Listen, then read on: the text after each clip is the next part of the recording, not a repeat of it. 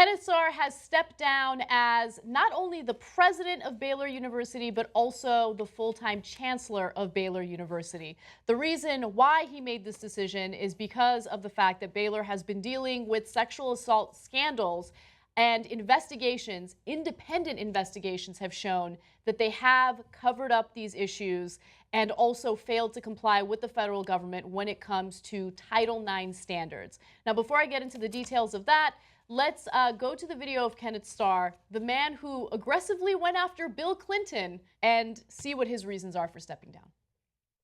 Well, with sorrow, earlier this morning, I announced my resignation effective immediately as Chancellor of Baylor University as a matter of conscience. I have called from the outset of the Pepper Hamilton inquiry for full transparency. I hope that the Baylor University Board of Regents will move forward with full transparency, but as each day goes by, that need becomes more and more pressing. And so as a matter of conscience, I have submitted my resignation as Chancellor. However, I continue as Louise L. Morrison Professor of Law at my beloved Baylor Law School. So as a matter of conscience, let's be a little bit clear about this. So this is the man that started investigating Bill Clinton on Whitewater. Now, Whitewater was a land deal in Arkansas. He concluded by the end of his, I think, 3-year investigation that Bill Clinton and Hillary Clinton had done absolutely nothing wrong in Whitewater. Oops. But that wasn't the point of the investigation. By the way, this is one of the reasons why we have some sympathy for Hillary Clinton on the private email server. She shouldn't have done that, but she's used to people like Kenneth Starr intruding into their lives and picking it apart based on nonsense, right? Once they started that investigation, eventually they dug far enough that they found the affair that Bill Clinton had. And then he salaciously wrote hundreds of pages about the sex. Yep. He mentioned it over 500 times in his report. He mentioned Whitewater only 4 times. The original point of the investigation was supposed to be Whitewater, right?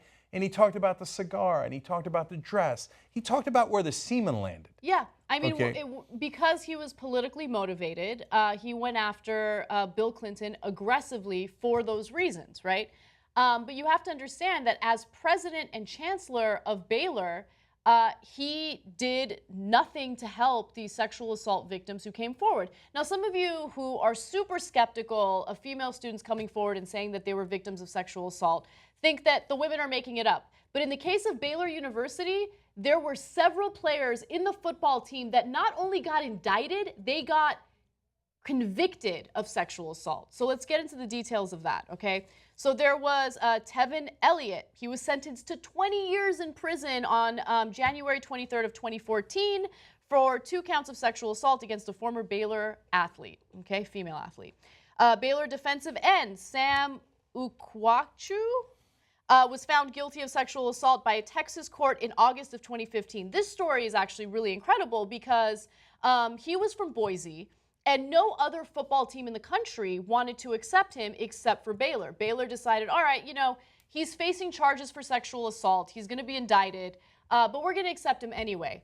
And before he could even go to court for that case, he was found guilty of sexual assault in another case, okay? I mean, come on. So let me interrupt there just to say that Baylor's sports programs really excelled once Kenneth Starr took over as president. So in Texas, they were like, attaboy, attaboy. Part of the reason that their programs excelled, though, is because they were willing to take troubled athletes that no one else would take because they were afraid they were going to sexually assault the women who were attending their universities. And Kenneth Starr thought, I already got Bill Clinton on sex, but I don't really care about sex and any impropriety related to that. Come on in. Doors open. Hey, can you block? Can you tackle? Have at it, Hoss. Oh, you're going to send your daughter to my university, and you're going to trust that she's safe? And I tell you that Baylor's a good Christian university, and I'm a good Christian Kenneth Starr who's going to protect her? Nah, she might get raped or sexually assaulted because I wanted to win a couple more football games. That's right. And by the way, the list goes on and on. The independent investigation found that Baylor took more than 3 years to comply with a federal directive to hire a Title IX coordinator. And then finally, in April of 2016, defensive end Sean Oakman was arrested for sexual assault. So it just keeps going on. And the reason why it goes on is because it leads to this culture where they feel emboldened. They feel like they're not going to suffer any consequences. The university is going to protect them. Now, the athletic coach of the football team he's suspended, but they're going to terminate him soon.